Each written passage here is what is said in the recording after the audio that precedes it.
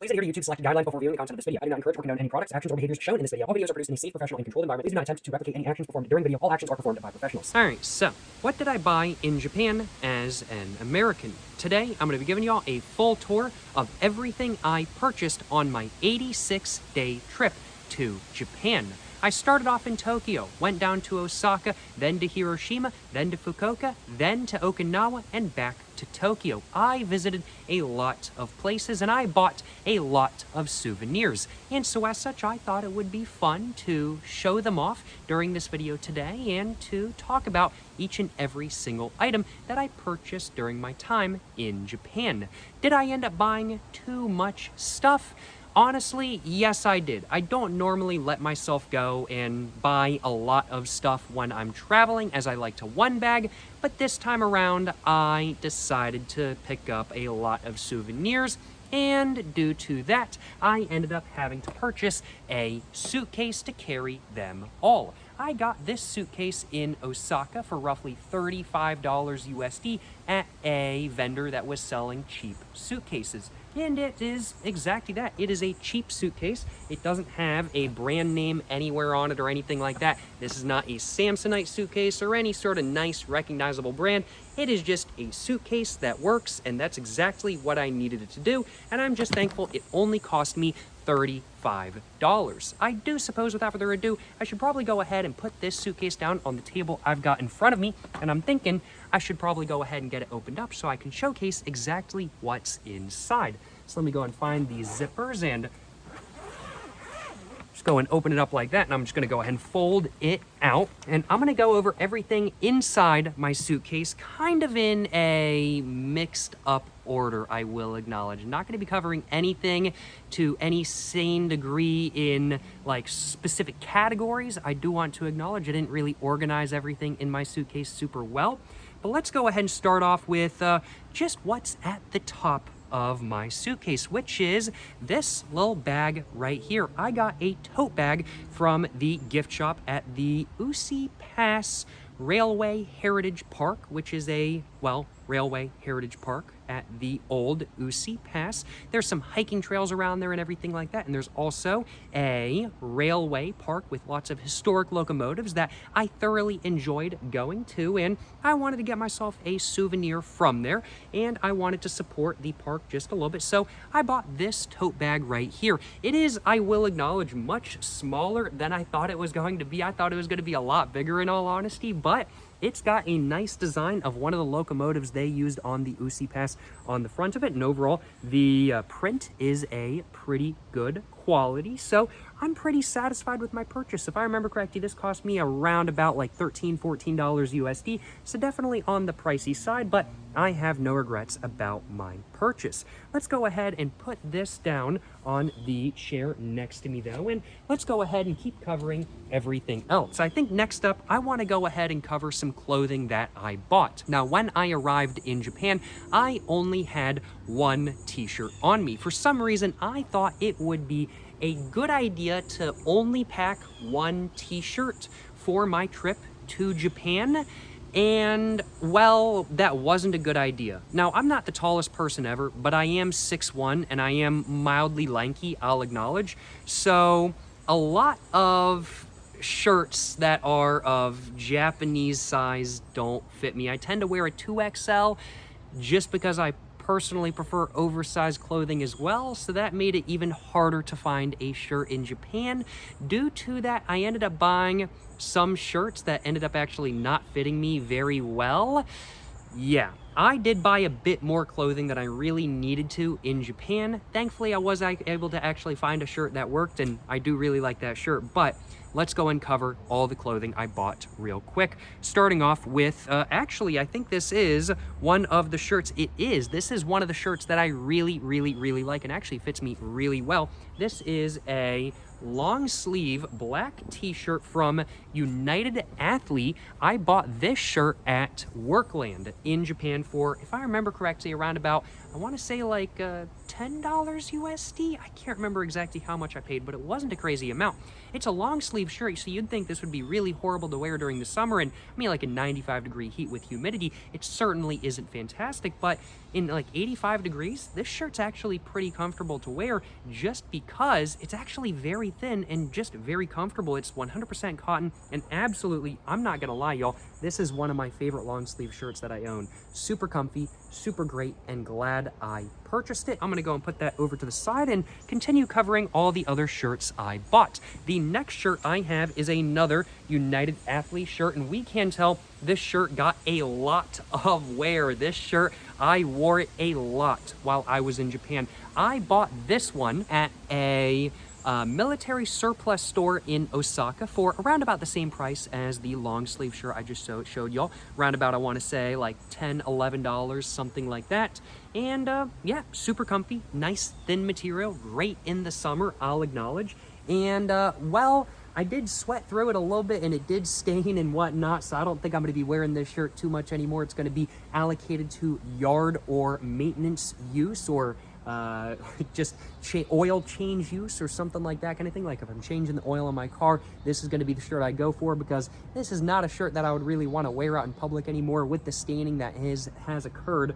But it is overall a very comfy, nice shirt that I quite like, I'll acknowledge. So no complaints on my behalf. As you guys can tell, I do like my black shirts, and the next two items I'm going to be showing y'all are also black shirts. Let's go and cover the next one real quick. And the next one is, well, this one right here. This is from a shop called Coen, C-O-E-N, which is a like clothing store that you can find in malls in Japan, and they have some really nice quality clothing, in my personal opinion. Now, not a lot of clothing that really fits somebody who is like 6 foot to 6'1". If you're under 6 foot, I think you can find stuff that fits you just fine.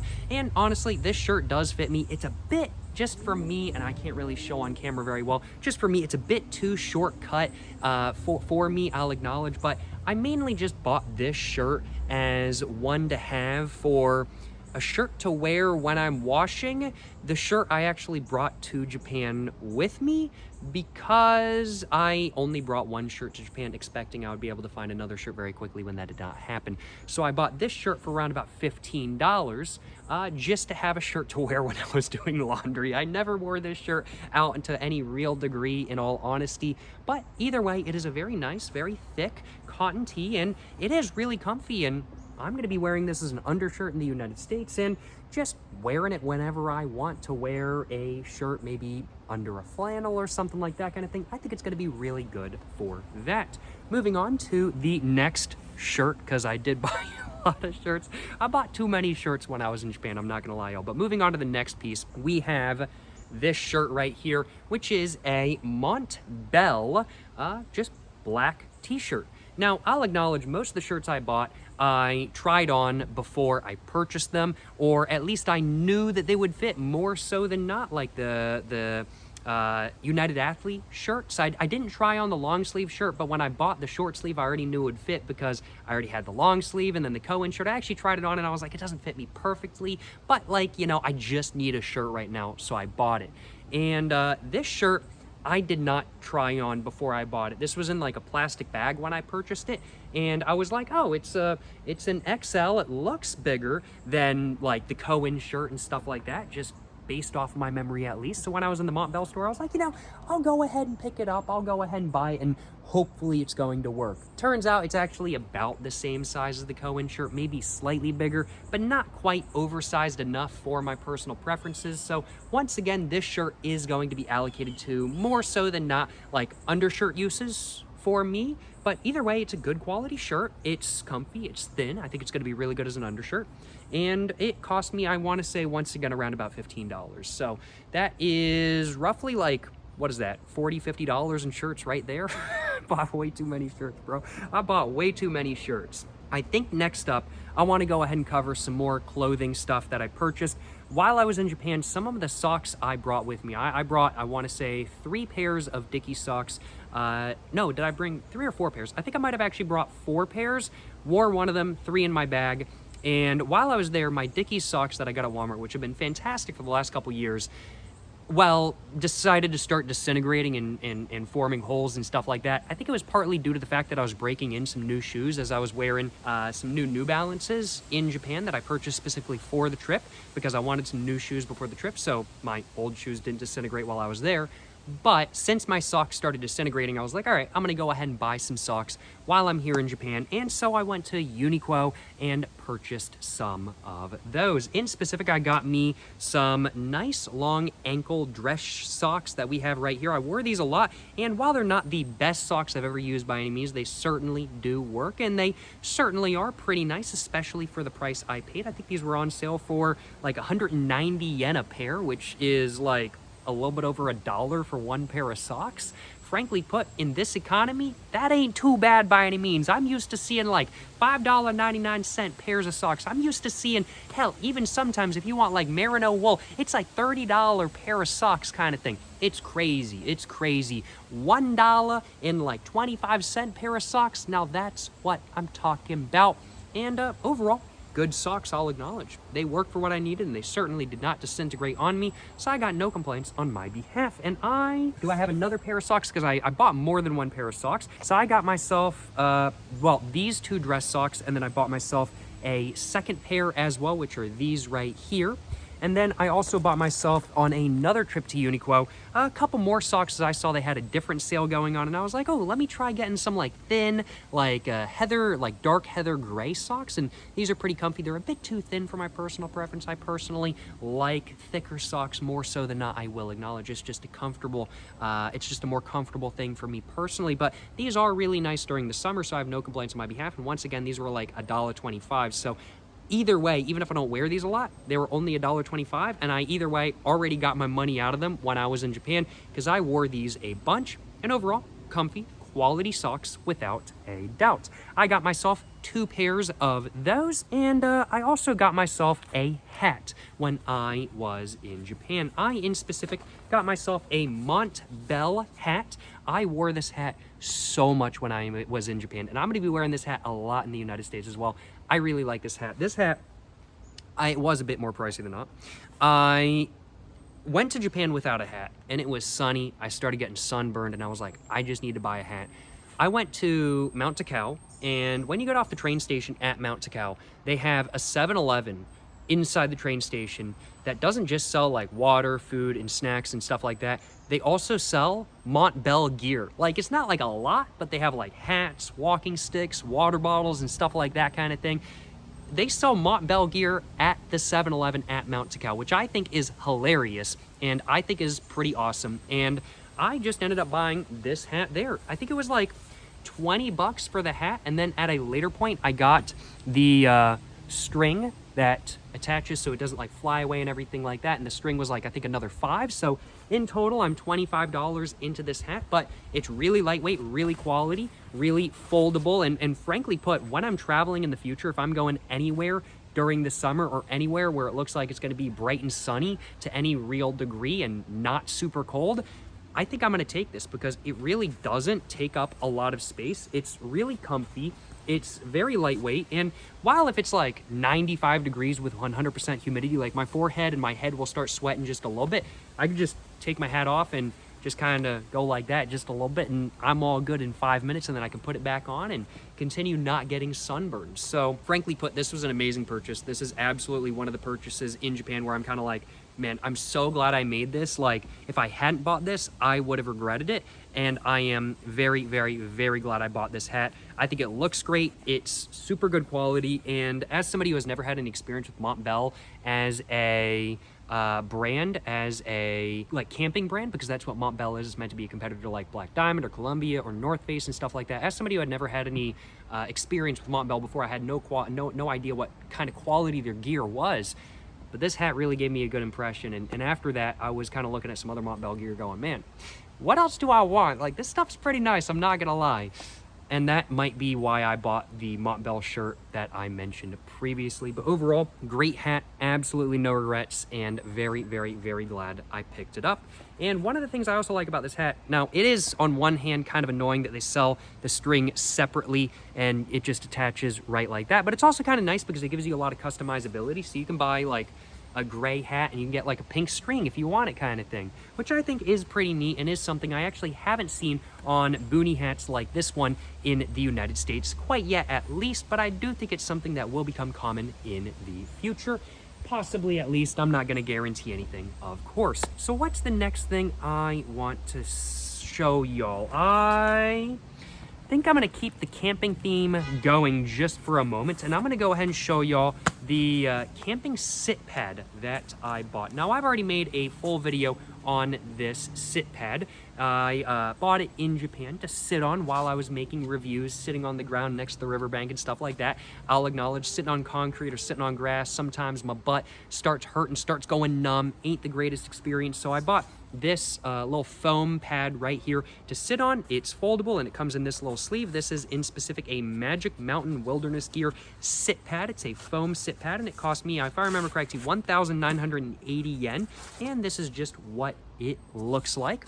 Absolutely no complaints on my behalf, and it was great to use in Japan, and I have faith that I will be using this in the United States as well if I'm like walking around or doing a hike or something like that kind of thing, and I want to sit down and I didn't bring a chair with me because sometimes I just don't want to bring a full-on chair with me if I'm like walking around and stuff like that. But this fits in my backpack. It even fits in my water bottle holder, and it's so light that honestly, I don't even notice it's there. It is insanely light. This doesn't even weigh a pound. It's honestly probably lighter than the flashlight. Actually, I think it is legitimately lighter than the flashlight I carry in my pocket every day. This was an amazing, absolutely worthwhile purchase. It takes up very little room, takes up absolutely no weight in my backpack at all, and did not cost that much. So if I end up losing it, then it's really not a big deal. And frankly put, even if I do end up losing this, I will be buying another one just like this because I like this sit pad just that much. Moving on to the next item. What do I want to show next? You know, I'm thinking I'll go ahead and cover this next. This is a just little hand towel that I bought at Lawson's, I want to say, if I remember correctly. Maybe it was Family Mart. I can't remember. It might have been Family Mart. There's this little logo right there. Is it Family Mart or Lawson's? I can't remember. Does it actually say on the back? It just says Imabari towel. So yeah, this is like a little hand towel and whatnot. I did not buy it for drying my hands off in Japan. There are, generally speaking, not a lot of like paper towel dispensers in bathrooms and stuff like that. And while some of them do have like blow dryers, a lot of them just don't have anything at all. So people carry around their own little hand towel. And while I personally never really found a need for hand towels, as I would just wipe my hands on my pants or my shorts, I did, however, want a towel for my feet. I ended up going to a lot of beaches, and when I was at the beaches, I wanted to stick my feet in the water. But I also didn't want to carry around a full-size towel with me to dry my feet off with. So I was like, yeah, I'll go and pick up this little towel right here, and it worked for my uses. I was just putting my feet in the water. I wasn't putting my full body in the water by any means. And to just dry off my feet and get the sand all off, this worked amazingly. And while I am looking at possibly purchasing a like super highly foldable, like full-size towel in the future or something like that to travel with. After all, it's a deadly mistake that a lot of travelers make, not having a towel. It's well known. The most essential thing every traveler needs is a towel. I made the mistake of not bringing a towel with me this time around, and yeah, I can definitely see myself traveling with this again if I don't end up buying a like full-size packable towel. And even if I do find myself buying a full-size packable towel, but I don't really like it very much, this is going to be what I'm taking on my next trip. It takes up very little space and weighs next to nothing, and it's just going to work really well to dry off my hands, my feet, my face if I want to wash my face, and when I'm out and about and stuff like that. It was a great purchase, good quality, and I think it was like 300 to 400 yen, something like that, so not too much either, I'll acknowledge. And I also really like the pattern on it. Next up, I'm thinking I want to cover... I'm thinking I'm going to go and cover this right here. So I ended up, while I was in Japan, going and seeing a lot of train stuff. I think trains are pretty cool, you know. I like the transportation museums in Japan. I like trains, I like cars, I like planes, I like automobiles. I think they're pretty cool, and I've thought they were pretty cool for, well, the last, I don't know, however long I've been alive. I like cars, I like trains, I like planes. I think they're all pretty cool. And when I was in Japan, I got a little bit more hooked on trains than I was previously, I'll acknowledge. So I went to a bunch of like train specific stuff. I went to a train museum in Saitama, and I went to a metro museum and a bunch of other train museums when I was in Japan and whatnot. Had a great time, and I even started going out to specific like lines and trying to just like get like spotting and stuff like that, just trying to see the trains going down the line and whatnot. I had a good time. I'll acknowledge. Trains are pretty cool stuff. And one day I went down to Enoshima. One, because I just wanted to see Enoshima. It's a pretty area, featured in a lot of anime, and it's just a tourist site that's pretty accessible to Tokyo. So I figured, hey, why not go hit it up? Why not see what's going on there? And so I did exactly that. But another reason why I went down to Enoshima is because there's a historic rail line called the Enodin there. And at the Enodin station, right near Enoshima Island, there is a little bit of a gift shop for the rail line, and I ended up purchasing this little booklet at the gift shop. This is a booklet that cost me 500 yen, and it contains a bunch of photos of the different Enodin trains throughout the years and whatnot, which I think is really, really, really cool. And while it is all in Japanese, nonetheless, there's a lot of very neat photos, and I think it's absolutely a worthwhile purchase for me to have made, as it's going to be like a really good like coffee table book and whatnot, and there's just a lot of really pretty photos, and I like it. And for 500 yen, I think it was absolutely worth it. Let's go ahead and we'll start covering souvenirs from specific places. I'm just trying to think where I want to put this down. I think I am just going to put it down on the table over here, and let's go and get my next souvenir out. So when I was in Osaka, I went to the 2025 Osaka World Fair, and while I did get a bunch of souvenirs from there that I'll be showing y'all in just a few minutes, I also went to the 1970 Osaka World Expo. Well, it's actually not the World Fair, it's called the World Expo. I keep getting those mixed up and I use them as interchangeable terms when I don't know if they're actually interchangeable terms, I'll acknowledge. But when I was in Osaka, either way, I went to the 2025 World Expo, but I also went to the 1970 World Expo Heritage Park, which is the Heritage Park of the grounds of the 1970 Osaka World Expo, which in my opinion is really cool. There's a really big statue called the Statue of the Sun, and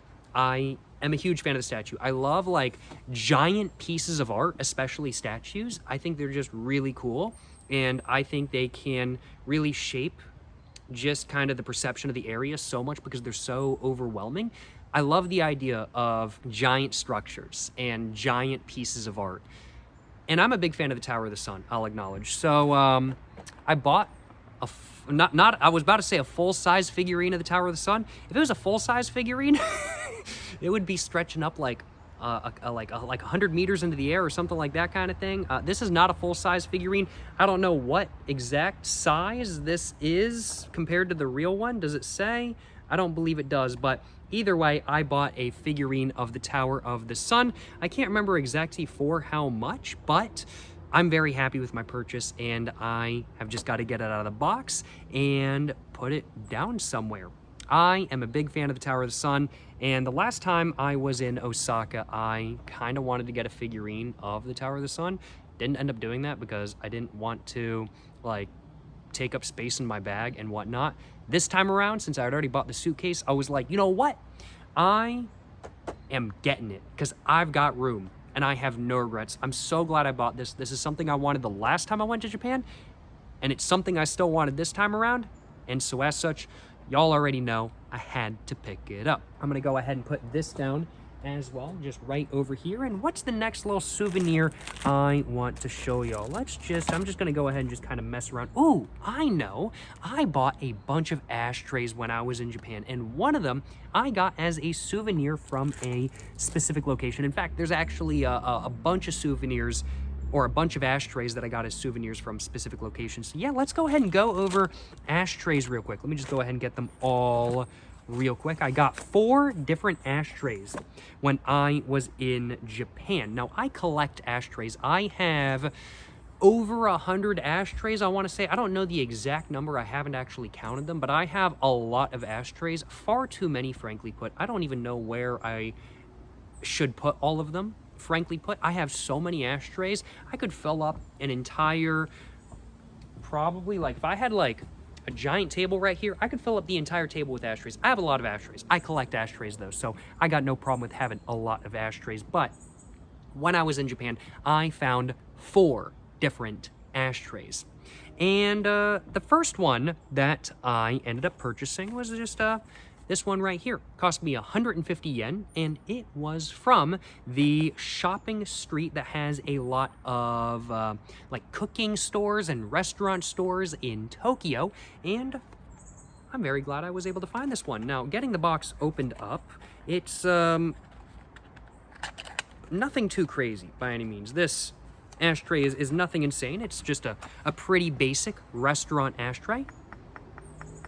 It's just glass, not even particularly thick glass at that, but it was only 150 yen.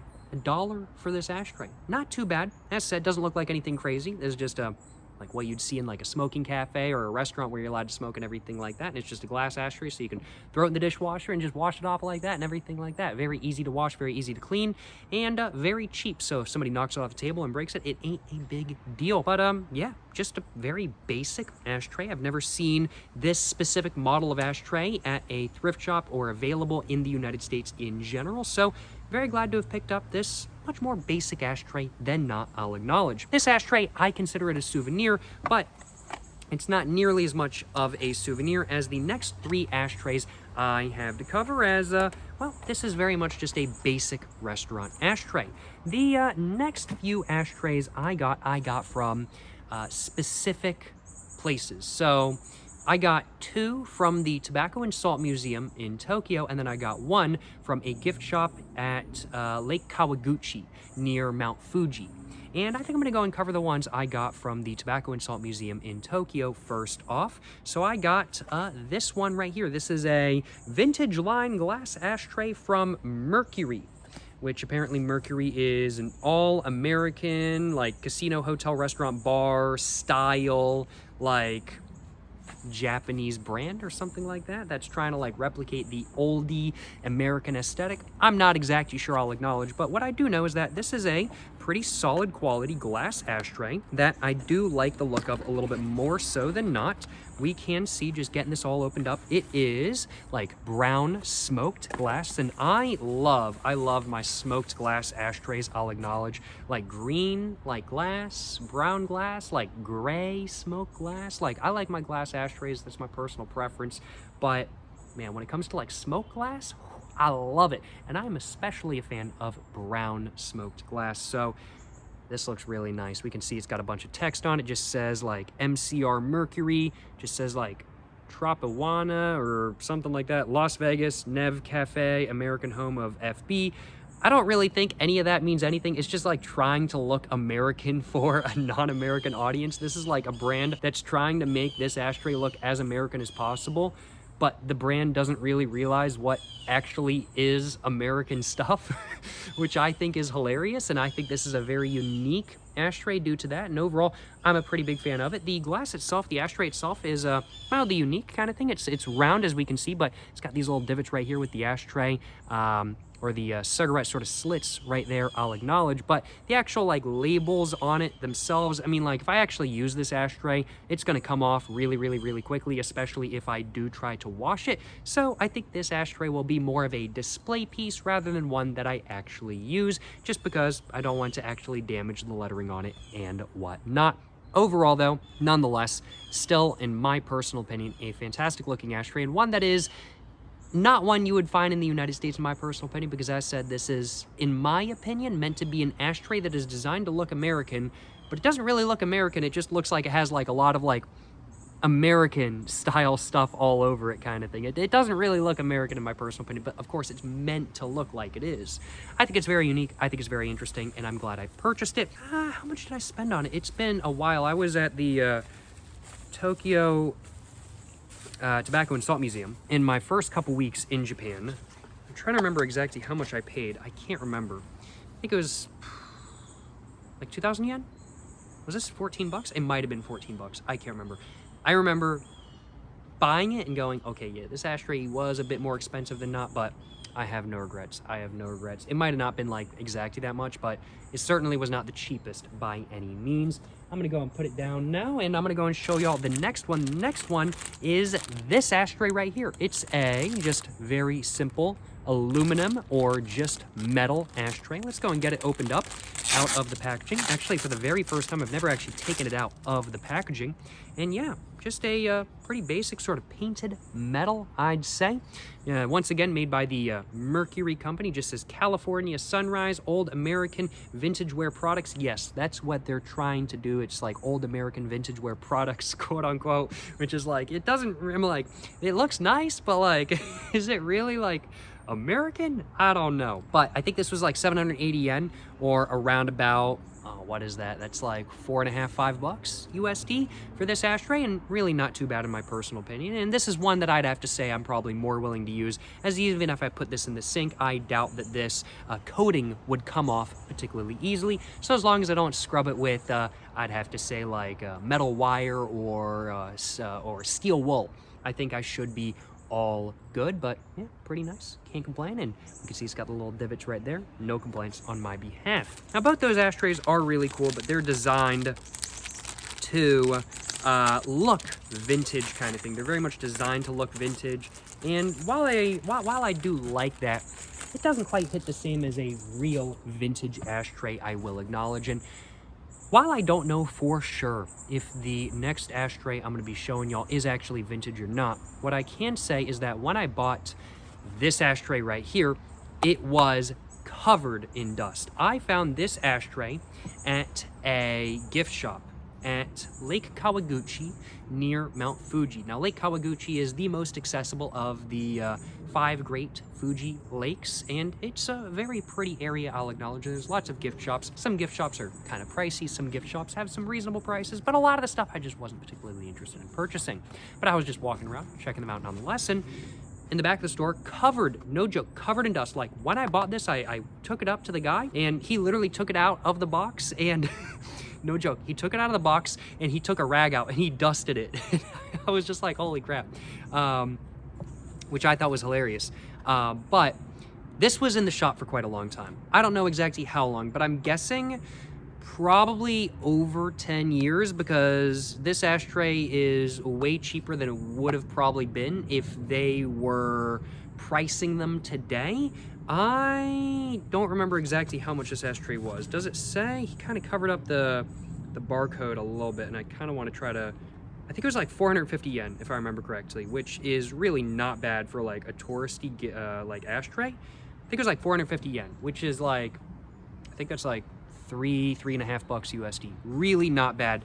And this ashtray, if it's not actually vintage, it actually looks quite vintage in my personal opinion. Let's see if I can get this opened up real quick and show y'all just what it actually looks like. And we can see this is very much that of a ceramic or porcelain ashtray. Now, I think it actually looks very unique. We can see the divots right there, but then it kind of scoops down at an angle and then has a ridge at the very bottom. There's nothing on the bottom, but there is some stuff in the ashtray itself. And we can see there's these little characters that, frankly put, I'm gonna be honest with y'all, they look right out of like the late 70s to like mid 1980s. Like, these characters do not look modern at all, to me at least. Now, I don't know how vintage this ashtray actually is, but I'm thinking it is actually vintage, and it was just sold at the store because they never were able to sell them, and so it was just left on the shelf until they eventually sold. I don't know what this character is.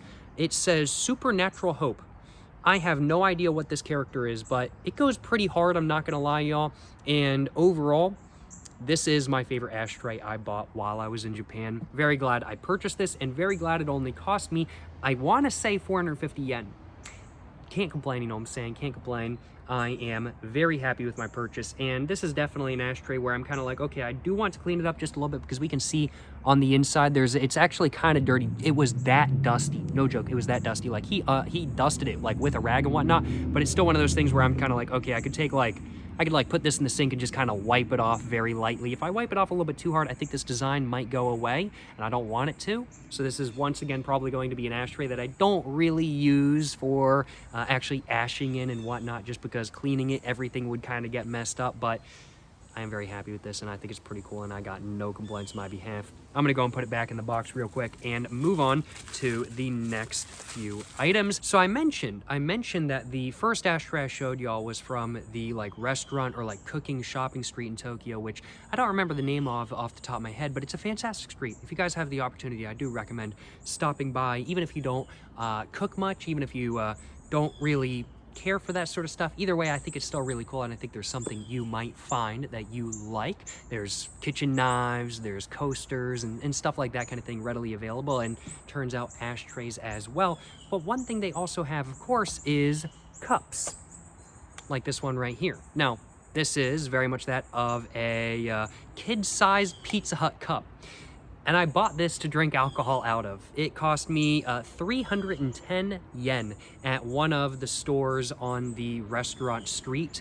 And I am really happy with it. I really like this cup. I am a huge fan of it. It's so small.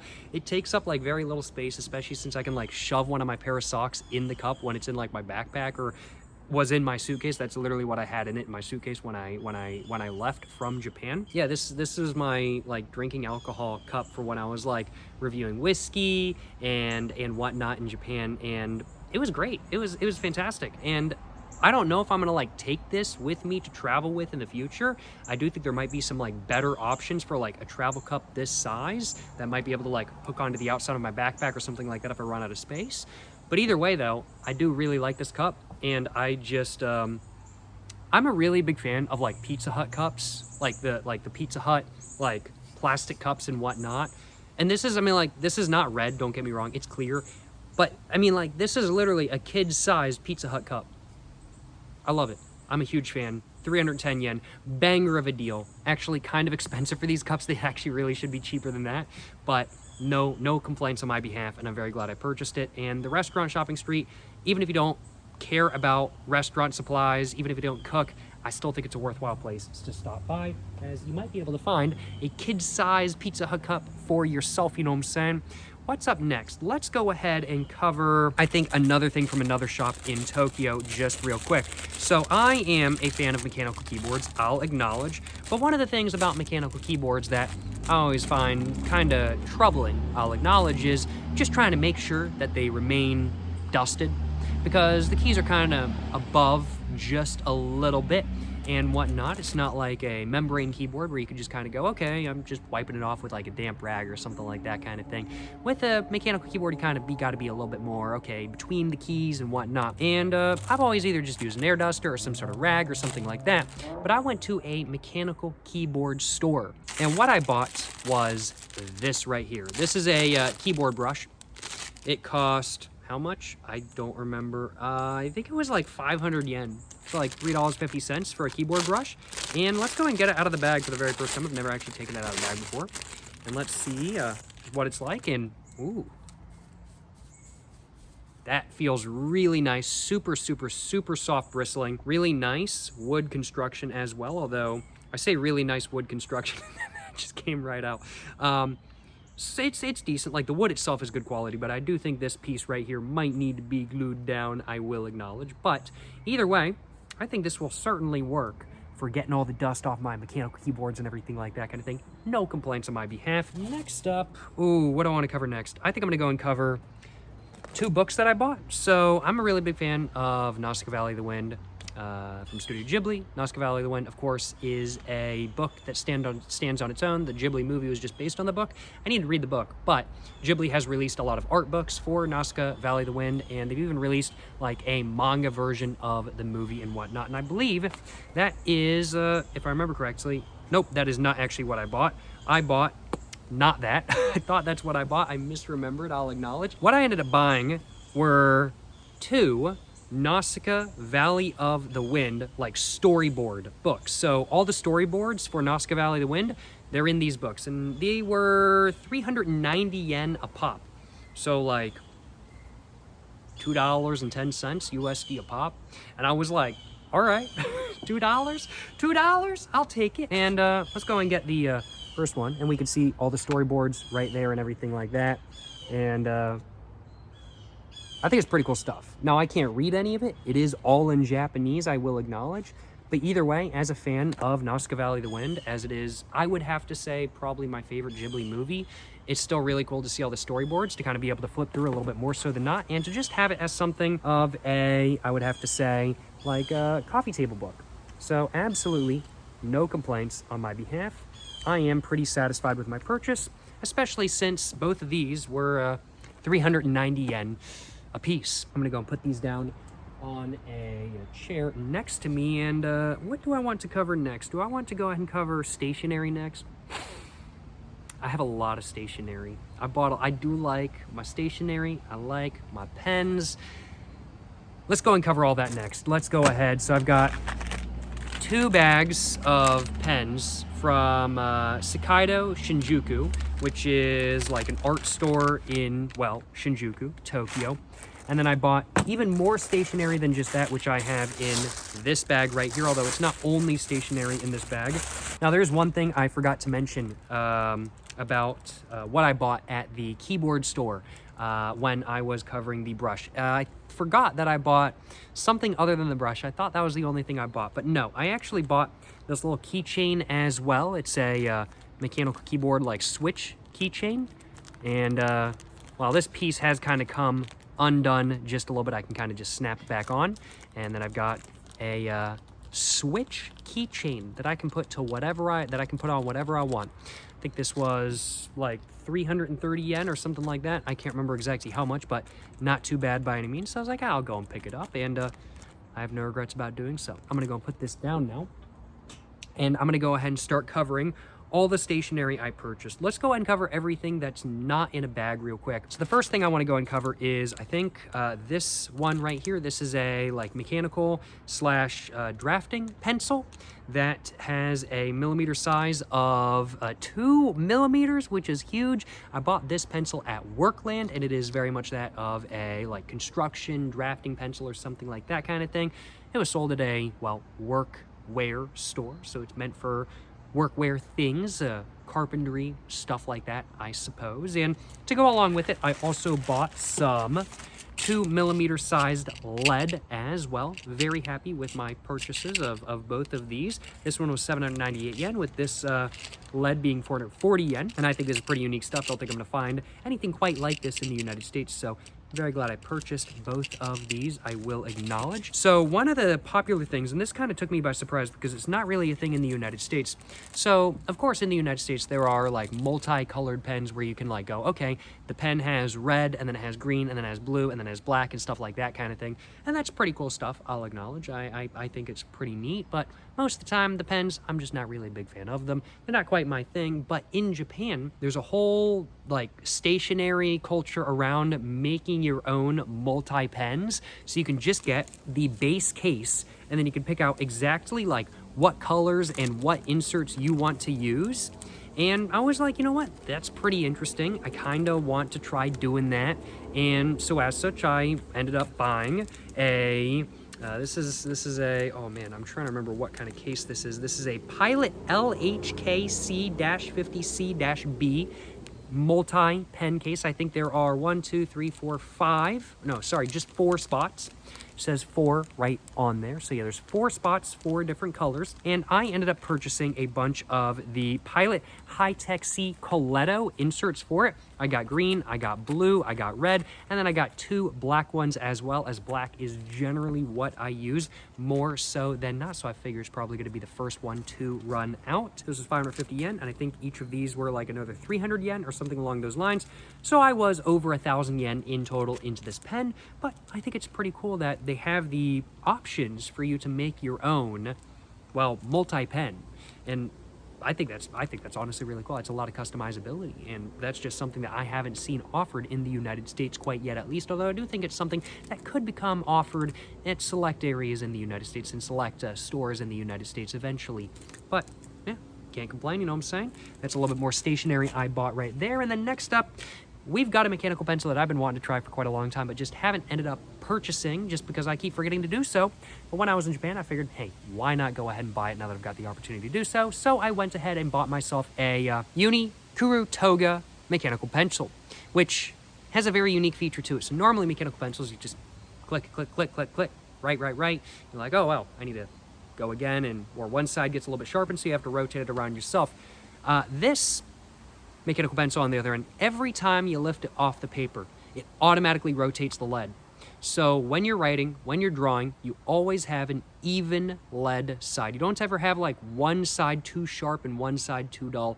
It's always even with this mechanical pencil, which I think is pretty awesome, frankly, but I think that is really cool. And I wanted to give it a go for myself, so I picked it up. Can't remember exactly how much I spent on this pen, but it was, I think, like probably 780 yen, something like that. Not terrible, but not great either. Certainly not the cheapest option. Moving on from that, though, we have this bag right here, which has more stationery. I got some stuff from a more pricey stationery store that is somewhat near the shopping street in Tokyo that I mentioned previously, the restaurant shopping street, that is. Everything I bought from this store was cheaper than not. They have like multiple like $100 to like way over $100 pens that I was not interested in buying, but I got some cheaper stuff that I am quite happy with, such as this little pen right here, which is like really thick but is really short, and I think it's honestly pretty nice. I really like really stubby, like almost like golf pencil sized pens. I don't know why, I've just always been a fan of them, and I had never seen this one before, so I'm really glad I picked it up. This is, to be precise, a Uniball SP-05-4 or .46 in yogurt color with black ink. It doesn't smell like yogurt though, I'll acknowledge, but feels really nice in hand. While this one is brand new and doesn't have the like little wax at the end taken off quite yet, I did use one of their samples in the store and I quite liked it, so I have faith I'll quite like this one as well. I also got myself a little bit of a calligraphy style pen. This is a, oh, what is this? This is a Pentel Trideo Pullman TRJ50. I don't know exactly what the real name for this pen is, but looks pretty nice, and hopefully it'll work pretty well for doing some art and whatnot. And then I also got myself just a little Mitsubishi pencil, just like that, because along with the pencil, I saw some pencil caps that were on sale for, I think, like 200 yen a pop, and I was like, ooh, nice leather pencil cap. All right, let me take that. So I was like, you know what, if I'm getting some pencil caps, I should probably go ahead and pick up a pencil. And so y'all already know I did. No complaints on my behalf. And I didn't just get one pencil cap. I actually got two for like 200 yen a piece. Not too bad, not too bad. I also picked myself up a, why did I buy this? I don't remember why I bought this. This is an insert. This is a Uni 1 insert for something. I don't remember exactly why I bought this insert though. Why did I buy this insert? What am I going to be using this insert with? Was it the insert for this pen? But like, it's too long for this pen, so it can't be that. I don't know why I bought this insert, I'm not gonna lie. I have no idea why I bought this. Maybe I was like, I'm gonna go and pick up this insert for one of my other pens back home. I don't remember what I was thinking when I bought this insert, but I bought this insert, I'll acknowledge. But I'm gonna go and put everything back in this little bag.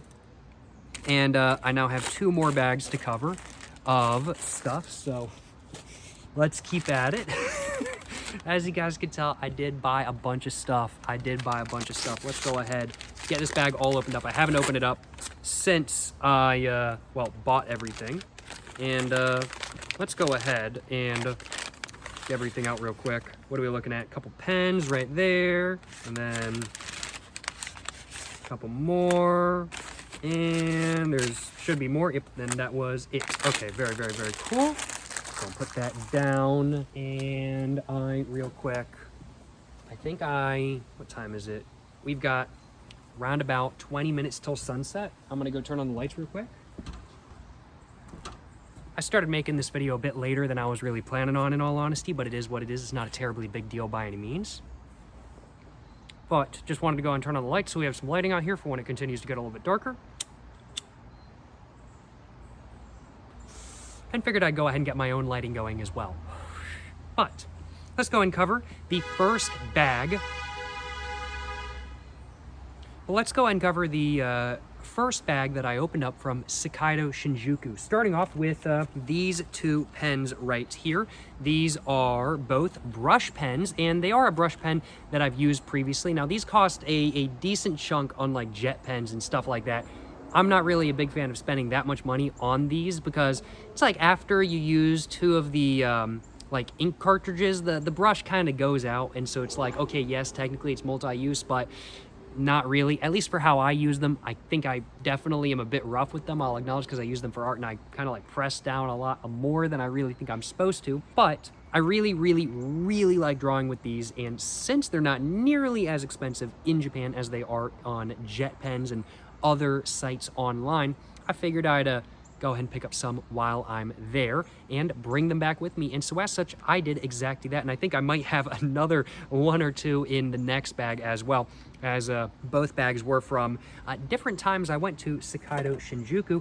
I also got this little pocket ruler right here. You could just kind of throw that in your pocket and whatnot, which I think is pretty neat. Just throw it in your pocket, or you could just put it in your book or something like that kind of thing. I've never seen a ruler with like a pocket or like holder on it or something like that. I don't know exactly what the name for this is, but I was like, that's pretty neat. And while I don't remember exactly how much it was, it really wasn't that much. Yeah, it was 550 yen. That's how much it was. It says on the back, quite literally. Yeah, 550 yen for this. And I was like, yeah, I'll go and pick it up. And it looks like it's full metal, looks like it's good quality. I was like, all right, big bet. So I went ahead and bought it. What can I say? And then I also got myself a Pilot High-Tech C05 sized pen. I quite like the High-Tech C, the small one, so I figured, hey, why not try one of the larger sizes? Why not try one of the 0.5 sized ones as well, as that tends to be my preferred size of pen. And then I also bought this Uniball Signo DX 0.5 sized pen as well. And to go along with it, I also bought this Uniball Signo UM153. What size is this? I think this is either 1.0. Yes, this is 1.0. I quite like the 1.0 of the UM153, so I had to do it, and I bought this one as well. And I'm just gonna go and finish that real quick. Next up, we have the other stationery bag from Sakaido Shinjuku once again. And even once we're through this bag, there is still one more piece of stationery for me to cover. I'm just gonna go and put this down real quick. But let's go and get this opened up, and let's cover the rest of the stationery I have from Sakaido Shinjuku. So what is in here? Well, first off, it's another brush pen. As we can see, it's a very slightly different model than the ones that I already showed y'all, but it is from the same brand, and it cost the same amount, which was, I think, 780 yen, if I remember correctly. So around about like $5 USD. Can't complain. The next thing in this bag is what? Ooh, let's take a look. What a surprise, another brush pen. This is the exact same one I already showed y'all. Not the last one, but the ones I showed y'all before that. The exact same ones. As said, I'm a fan of this pen. I quite like it. So I bought a bunch while I was in Japan because I already know I'm going to be using this pen a lot, and I'm going to be using all of them quite a bit. Next up, we have another brush pen. And actually, that was all that was in this bag. This is a slightly different model once again. I don't know exactly what this one is for. I didn't actually translate it or anything, but this one is, I don't think, the same brand. This is not from, yeah, this is Pentel, and this is Kurtak. So this is a different brand, and if I remember correctly, I bought this one because I was like, oh, let me try a brush pen from a different brand. And so I bought this Kurtak brush pen, which I've had a good experience with Kurtak pens previously, so I'm glad I decided to buy it to try it out. And that is almost all of the stationery that I bought, if I am remembering correctly, but there is still one more piece that I purchased, and the next piece of stationery that I bought, I did not actually buy at a stationery store. I bought it at a gift shop. To be precise, I bought it at the Tokyo Racecourse in, well, Tokyo, when I went and watched a horse race. Got a full video on that, highly recommend. But I realized that I didn't bring a pen to the horse race, and at that time I didn't realize that they had pencils you could use to fill out your betting sheet. So I went and bought a pen to fill out my betting sheet with. This is a pen that has Cervina, the horse Cervina on it right there, and it's just a pretty simple cheapy pen. I think it was like 450 yen, maybe 500 yen, maybe I think it was like 300 yen actually. I think it was even cheaper than what I was initially saying, but yeah, can't complain, I'll acknowledge, and it's a nice little souvenir without a doubt.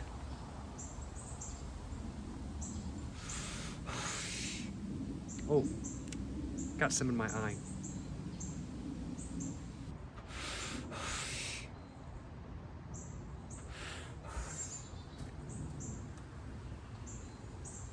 But let's go ahead and I think next up cover all the keychains that I bought in Japan.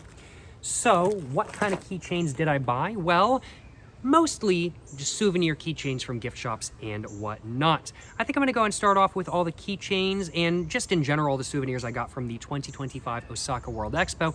Then after that, I'll go over the keychains I bought from the rest of my trip. So let's go ahead and start off with what I bought from the 2025 Osaka World Expo. Starting off with this keychain right here, which I left in my bag and it got kind of warm like in my bag and I had a receipt pressed against it. And so the receipt kind of like, we're like, oh no, wait, actually it was like, it wasn't a receipt actually. It was like a piece of paper with like a barcode on it or something like that kind of thing. But it kind of seeped into the like, silicon. I don't know exactly what this is made out of. I think it's silicon, but it kind of seeped into that. So it's got some marking on it now, but got this little keychain of Myaku Myaku, which is like the 2025 Osaka World Expo mascot. And then I also got this keychain from there as well, which is a little bit nicer in my personal opinion. It's a full metal keychain. Don't know exactly what it says in Japanese, but we can see the mascot right there once again. This one was 980 yen, whereas this one I think was also 980 yen if I remember correct. It might have been like more like 780 yen.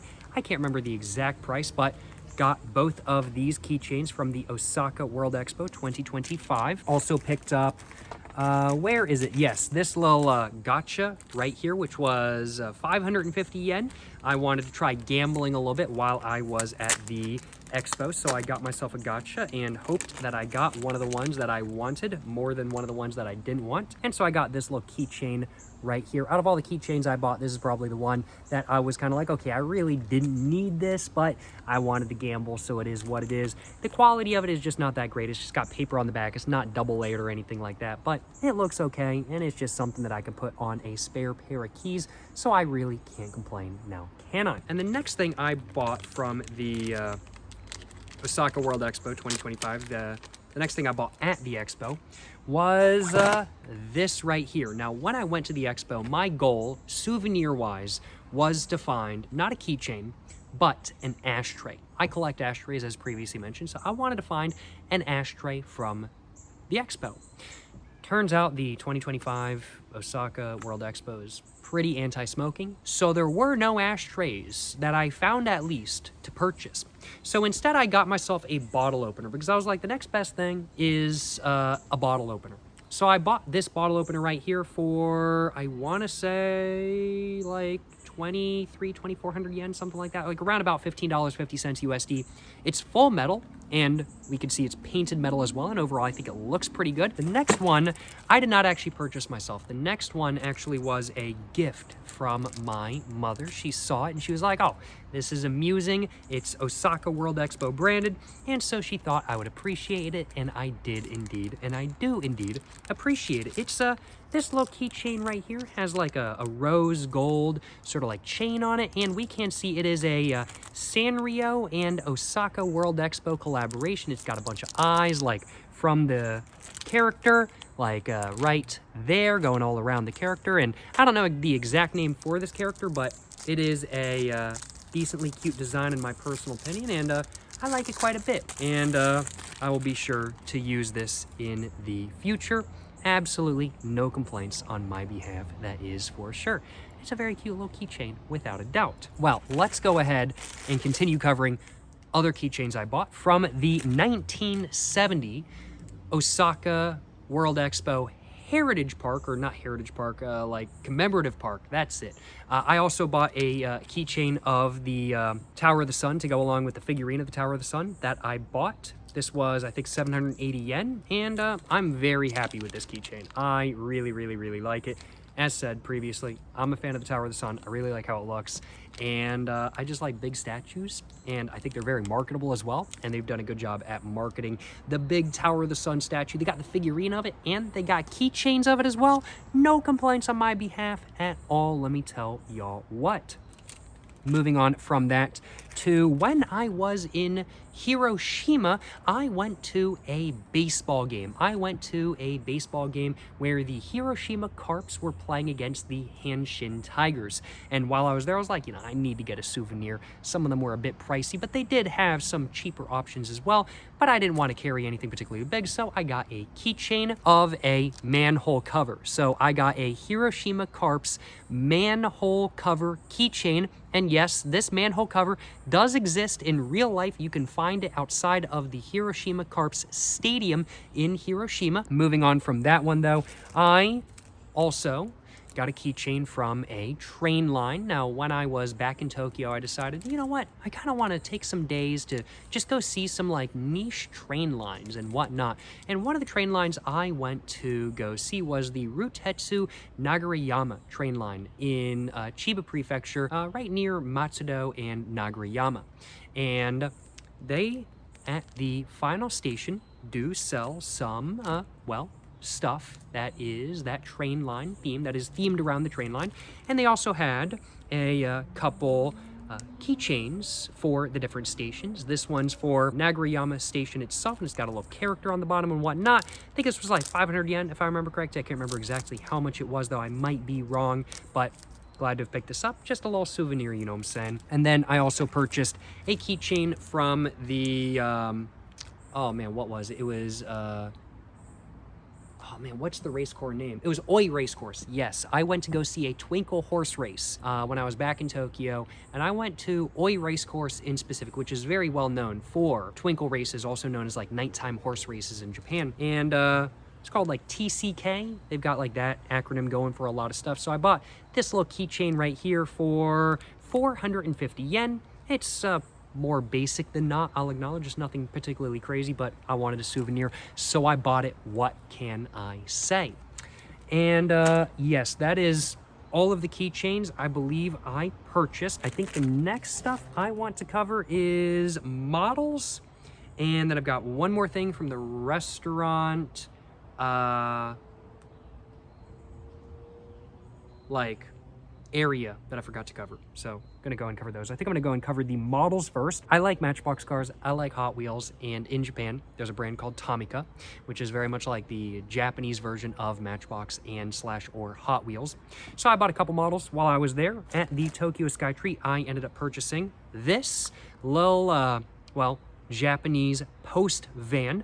I am a pretty big fan of the USPS in the United States, the United States Postal Service.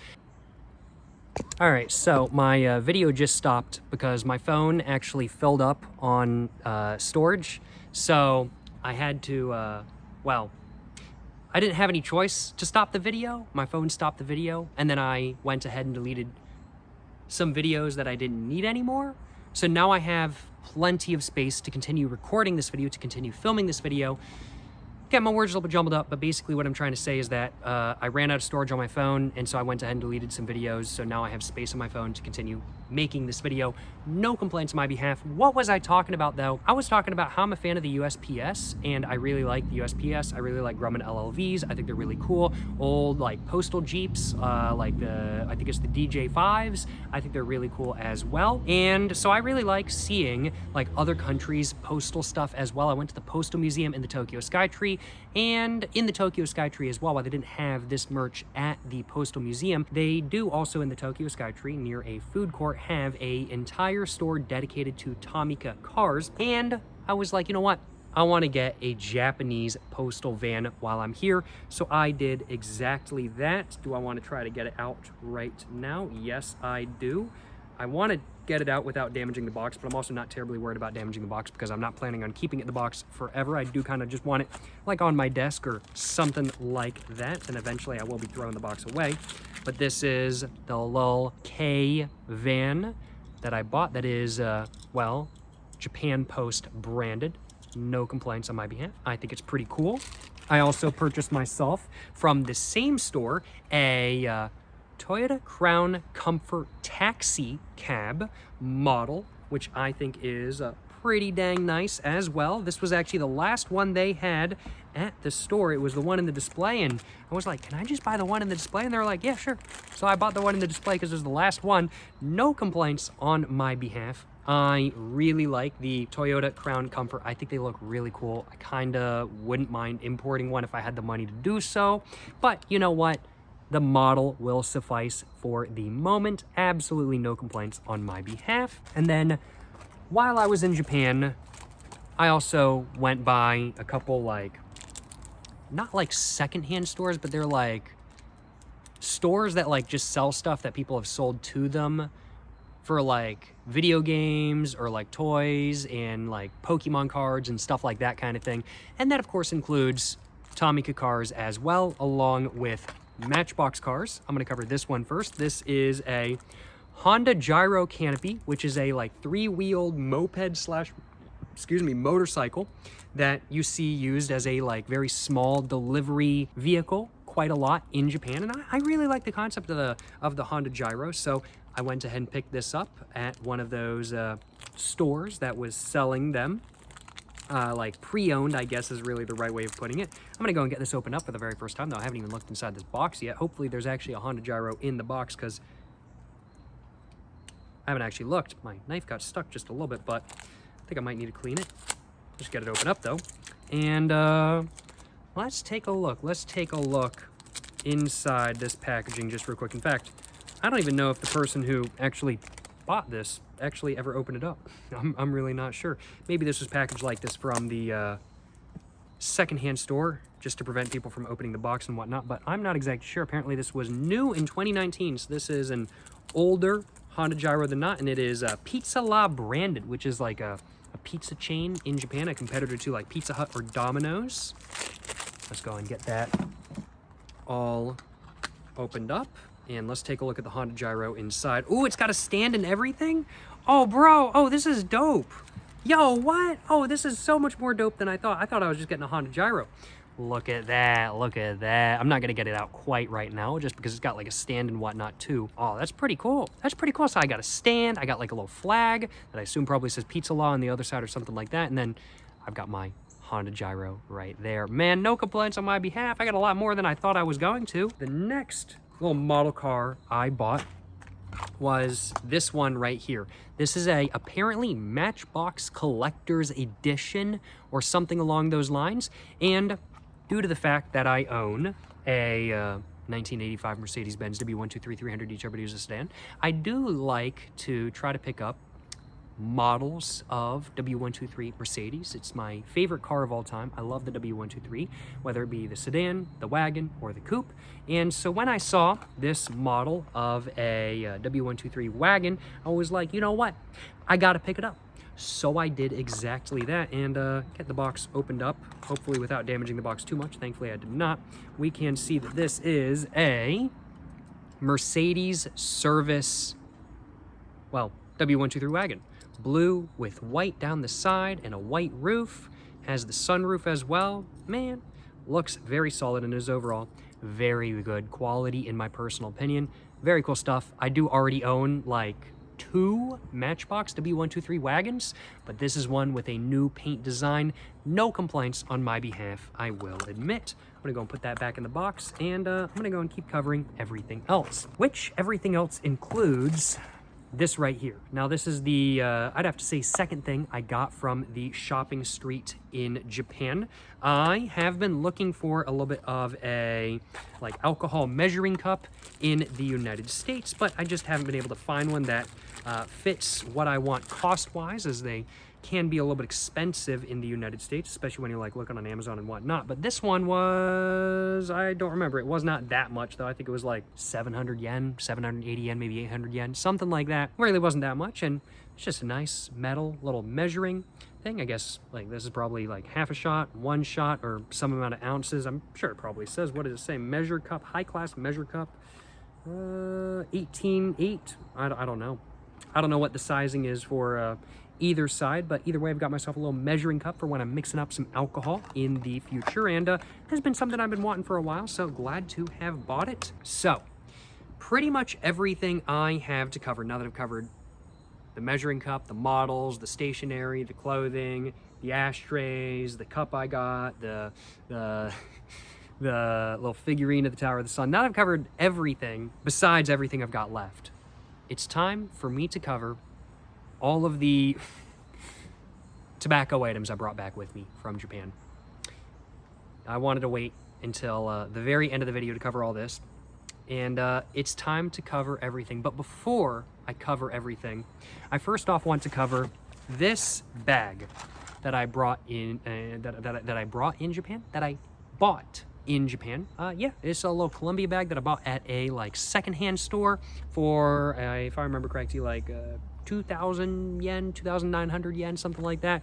I think it was like 20 bucks USD or something along those lines. Not too bad of a price if I remember correctly. And it worked great for my uses on the trip. It was fantastic. I used it a lot, and it's really good also as a just storage pouch for stuff in my suitcase. And that's what I'm using it for currently. Let's go ahead and get it opened up and start covering everything that's inside. I think the first thing I want to cover is this Camel branded rolling machine that I bought. Now in the United States, cigarette branded merchandise is now illegal, has been illegal since the 90s. So this is something that you would not be able to get in the United States brand new, but I was able to buy this at the Tobacco and Salt Museum in Tokyo for not too much money, so no complaints on my behalf. I'm just gonna put down my bag. Inside this bag, we've also got a pack of little filters right there. I was having some unfiltered smokes in Japan, and I was getting tired of getting tobacco in my mouth, so I was like, let me buy some filters. So I did exactly that. And then I also bought myself a Kisru pipe or two as well. I bought another one. Where is that other one though? So I bought myself, while I was in Japan, 2 Kisru pipes. So I bought this very small, tiny one for 3,080 yen at a tobacconist in Tokyo. I did overpay a little bit, I'll acknowledge. It was a bit more expensive than I thought it was going to be, but I had spent a lot of time in the store just kind of looking around, seeing what they had. So I was like, I need to buy something. So I bought this because I was like, you know what? I can go with another Kisru pipe. So I purchased it, and while it was a bit pricey, I have no regrets about having bought this pipe right here. I also ended up purchasing an even nicer Kisru pipe though. I'm already happy with this one. This is full metal, pretty nice in my opinion. Looking forward to giving it a go in the future. But I also bought this Kisru pipe right here. Now I went by a Kisru pipe specialty store in Kyoto. Now I can't remember the name of it off the top of my head. I'll put it on screen over here if I remember to do that. And I will be making a specific video in the future on this Kisru pipe right here. So I'm not going to cover it too much by any means, but we can see it came in this very nice paper wrap. And when you kind of get it opened up just a little bit, you can see that there's a sleeve on the inside. I also bought this sleeve from the store, and we can see it's got a little slit right here. And if you just stick your finger in, there is the pipe. And man, look at that. It is gorgeous. We've got silver, like tortoiseshell, like bamboo or wood in the center right there. This is gorgeous. It cost me, if I remember correctly, 6,000 yen, 7,000 yen with the pouch, and I am super happy with it. I'm not going to cover this too much just because I am going to be making a full video on it in the future, but this is one of the things that I bought while I was in Japan, so of course I gotta cover it during this video. On the topic of Kisru pipes though, let's go and cover all the Kazami tobacco I purchased. First off, I purchased this Kazami tobacco right here. This is Kazami tobacco that's made by Suge, which is a Japanese pipe manufacturer. This is the Oedo Kazami tobacco, which I've never heard anything about online, and which came in a 30G tin. So I was like, you know what? This is pretty unique. 30G tin of Kazami tobacco. Let me pick it up. Had to do it. Glad to have done it, and look forward to trying it. Now, there are Kazami tobaccos out there that are made in Japan, and there are some that are not made in Japan. This one is not made in Japan, being instead made in Brazil. But yes, very, very, very cool stuff, and looking forward to trying this, well, Kazami tobacco sometime in the future, and looking forward to finding out just how it is, especially since I've never heard anything about it. Moving on from that, though, we also have this Kazami tobacco. This is the Matsukaze Kazami tobacco made by Japan Tobacco this time. I've heard good things about this one, and I've tried other Japan Tobacco made Kazami, so I'm looking forward to trying this one as well. And then I've also got the Takarabun, which I believe translates to like Golden Boat Kazami tobacco, which is made in, I want to say, Denmark, if I remember correctly, but it's made under the authority of the Suge Pipe Company. And so yeah, that is the third pouch of Kazami tobacco that I purchased, and I believe that was all of the Kazami tobacco I purchased, if I am remembering correctly. But that's not all the pouches of tobacco I bought, because I did also buy some rolling tobacco while I was in Japan. I bought some Camel Original rolling tobacco, which I know to any Europeans watching, you're probably like, man, why do you buy that while you're in Japan? Thing is, though, in the United States, Camel rolling tobacco does not exist, and Camel in the United States is owned by R.J. Reynolds rather than Japan Tobacco like it is everywhere else in the world. So this is, well, not available in the United States, and I was like, you know what, I kind of want to try Camel rolling tobacco, see how that is. So picked myself up a pouch and looking forward to giving it a go. I've also got myself a pouch of the Black Spider Cafe Vanilla rolling tobacco. I've heard a lot of good things about Black Spider tobacco, and the Cafe Vanilla sounded like an interesting flavor to me, so I was like, yeah, I'll give it a go, see how it is. Looking forward to it. And then to anybody from the Netherlands, Denmark, possibly Germany, maybe northern France, maybe Belgium, I think you guys might be pretty excited about this next one, I'll acknowledge. I don't know how popular it is in some of the areas I just mentioned, but I do know that this tobacco has been highly requested for me to pick up and try, and so I'm looking forward to trying it in the future. I got me some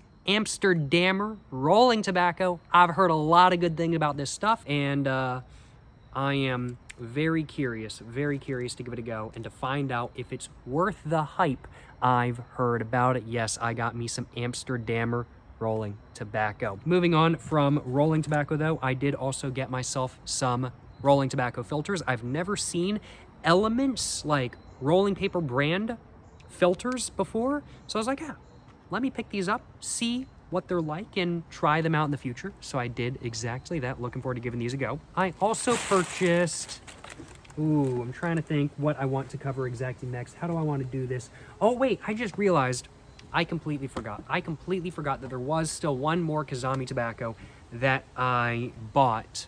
I forgot about it because it's one that I've actually tried in the past, but it's one I bought again because I wanted to re-up on my supply of it. I got some, this is the Koiki Kazami tobacco made by Japan Tobacco, which is the most like legitimate old style Kazami tobacco still available on the market in Japan today.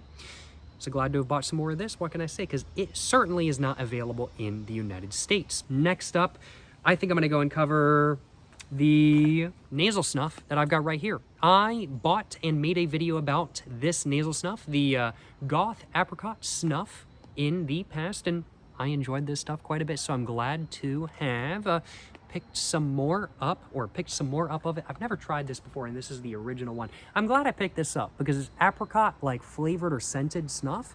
Very unique. There's not really a lot of nasal snuff available on the American market, I'll acknowledge. So glad to have picked this up and glad to have tried it, and glad I brought it back with me without a doubt. Yeah, Goth apricot flavored or scented snuff. One ashtray I forgot to mention when I was covering my ashtrays was this one right here. This was actually a gift from my parents, and it is a car cup holder ashtray with a little bit of a lid right there, and I think it's overall pretty solid. It's nothing too crazy by any means, but you know, I certainly won't complain about having another ashtray for my car, and glad to have this, and I appreciate the gift from my parents, I will acknowledge.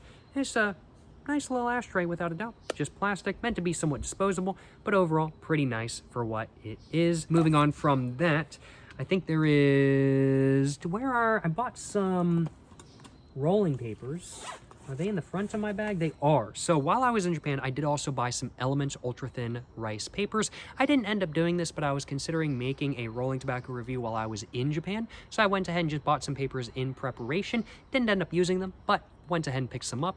can't complain. Next up, before I go and actually start covering packs of cigarettes, let's go and cover some cigarettes I bought at the Tobacco and Salt Museum in Tokyo, which aren't actually cigarettes. These are technically stationery. I was considering showing these off during the stationery portion, but I opted not to because I thought it'd be funny to show them off during this portion. These are little like golf-sized pencils that look like cigarettes. The combination of two of the best things of all time, cigarettes and stationery. I cannot complain. 500 yen, to be precise, 495 yen for 1, 2, 3, 4, 5, 6, 7, 8, 9 of these. Is it really only 9 or is it 10? No, it's 9, yeah. So a little bit under half a pack for, 495 yen compared to a lot of other cigarettes in Japan that is kind of pricey, I'll acknowledge, but can't complain, you know what I'm saying? Can't complain, really not all that much more expensive than a pack of the piece, without a doubt. Glad to have got these. No complaints on my behalf. Now, of course, as one may guess, I did purchase a lot of prepackaged cigarettes in Japan as well. Let's go and start covering individual packs now, starting off with, I think, this pack right here. So during my time in Japan, I decided to do a review of the 50 tin of the Peace unfiltered cigarettes, and then I thought I was going to finish off the tin, like, over the next couple months I was in Japan. These are so strong, though, that a lot of times I was just kind of like, man, you know, I could totally go for one of these right now, but it's just so strong, I don't know if I can handle it right now, kind of thing. So I ended up not having, like, all too many of them. I still have a lot left, but due to the fact that they're in a metal tin, they're all still perfectly fine and smokable, and they haven't dried out, so I cannot complain, and I'm looking forward to enjoying these, well, here in the United States, without a doubt. That's the first pack I brought back. And then we've also got a tin of, any Indonesians watching, y'all are gonna be pretty hyped for this. I got a 35 tin of Gudang Garam Surya full flavors. Now, previously, the last time I was in Japan, I tried the Gudang Garam Surya Milds. This is the Gudang Garam Surya full flavors, though, in a 35 tin. I don't even know if they sell tins like this in Indonesia, although I figure they probably do if they also sell it in Japan.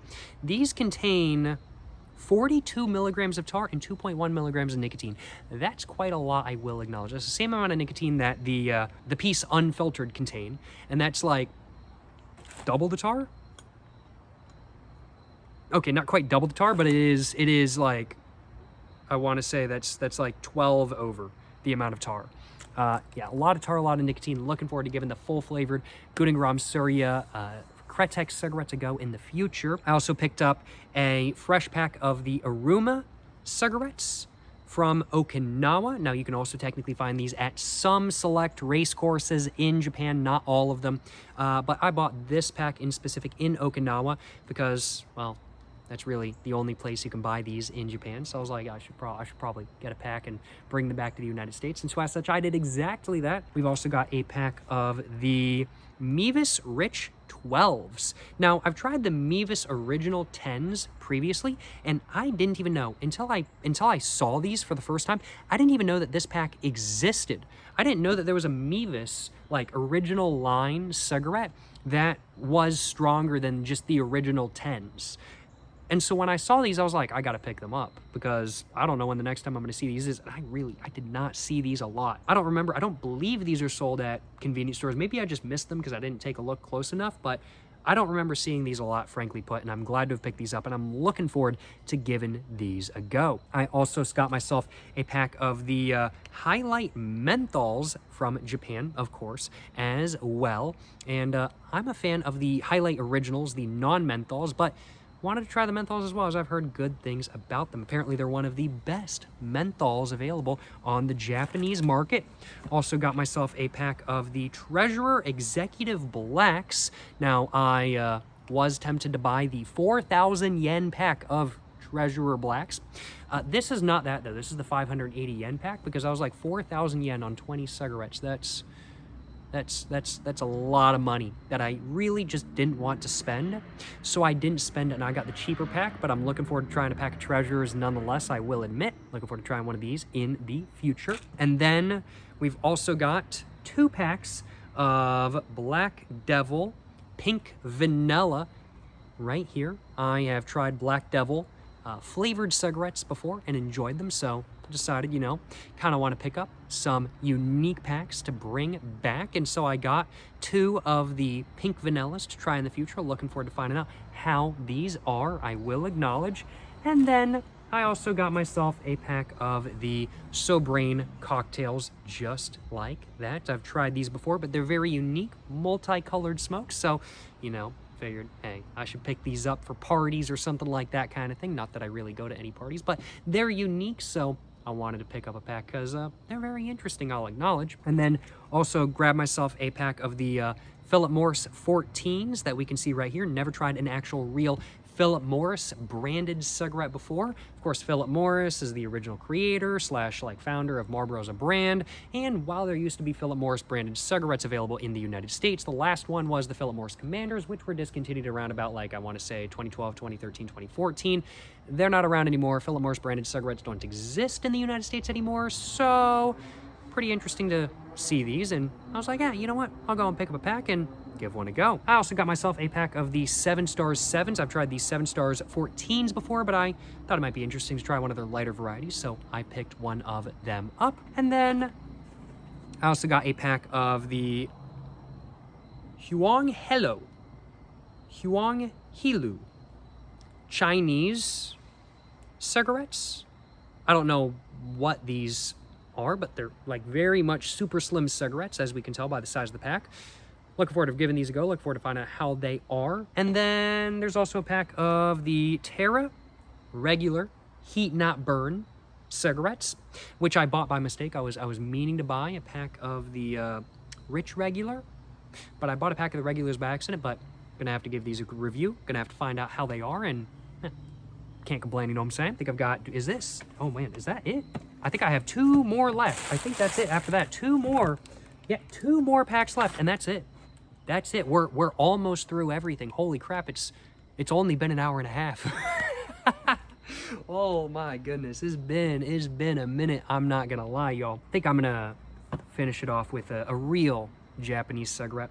I got myself a pack of, so the second to last pack I got myself a pack of the Chunghwa soft pack cigarettes from Japan, but these were made in China. Of course, the Chunghwa hard packs are cheaper than the Chunghwa soft packs. And I've only ever tried the Chunghwa hard packs from Japan, so I figured it'd be interesting to try one of the soft packs and see if, just because they cost more money, if they're actually any better or not. Don't know if they will be, don't know if they won't be, but looking forward to giving these a go in the future. And then I also grabbed myself a pack of the Winston Cabin 8s, which are, I want to say, as full flavored as Winston Cabins get in Japan. There might be one that's slightly more full flavored. I'm not exactly sure, but these are very much more of a light cigarette than not, but I've heard a lot of good things about the Winston Cabins, so looking forward to giving them a go. And yeah, that was everything. Am I missing anything at all? Wait, hold up. Technically speaking, yes, I bought this Bic lighter. As we could tell by the label, it has Japanese on it. I did buy this Bic lighter in Japan. I almost forgot to mention it. I did buy this Bic lighter in Japan. So yes, that is one other thing I bought in Japan and brought back to the United States with me. This little Bic lighter right here. No complaints on my behalf. It's been good to me. It is almost out of fluid though. But that was everything. Besides a pack of highlights that I had in my pocket on the flight and then finished off after I got back, but I've already thrown those in the trash, so I can't actually show those. But that's everything. That's all. Well, pretty okay. Yeah, it's just about everything. There's a couple items that were like consumables, like the pack and whatnot, that I've already thrown away. But that's everything that's really not a consumable when it comes to either things that are not a consumable or things that I haven't consumed yet. I'm getting more jumbled up. I'm a little bit tired. I've been talking for about an hour and a half. I'm a little bit tired. Definitely talking. It gets me a little bit, but no complaints on my behalf. I've had an amazing time today talking about and showcasing what I bought in Japan as an American. no complaints on my behalf. And I hope you guys have enjoyed watching this video today. Appreciate y'all watching. Appreciate y'all watching today's video. If you guys have enjoyed watching today's video, of course, please make sure to like and subscribe for more content. I have my Instagram, my book, my merch, my P.O. box. Not my P.O. box that's actually closed currently as of the recording this video, but I also have my website in the description down below. Go check it all out. But yeah, appreciate y'all watching my full tour of everything I brought back from Japan with me. Hope you guys enjoyed. Until the next one, stay safe in peace and have a great one. Yes, sir. Yes, sir. You know what I'm saying?